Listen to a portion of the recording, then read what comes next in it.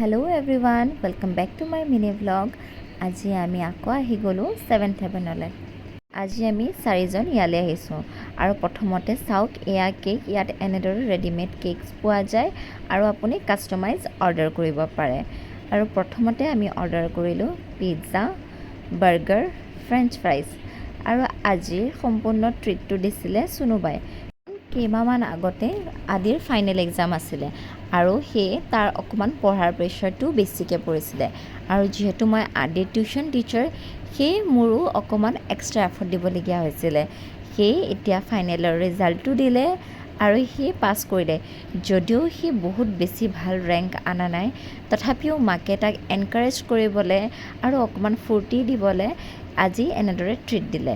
আৰু যিহেতু ময়ো তাক অলপমান এক্সট্ৰা এফৰ্ট দিছিলোঁ, সেয়ে মোকো ইনভাইট কৰিলে। চাই যে আমি কৰা সৰু সৰু কামবোৰে পোৱালিবোৰৰ মনত যে কিমান ফূৰ্তি দিয়ে আৰু তেওঁলোকে আগলৈ আৰু বেটাৰ কাম কৰিবলৈ, বেটাৰ ৰিজাল্ট আনিবলৈ আৰু আগ্ৰহী হয়। আৰু এইবোৰ বস্তুৱে তেওঁলোকক বহুত বেছি এনকাৰেজ কৰে আৰু আগুৱাই যাবলৈ সহায় কৰে।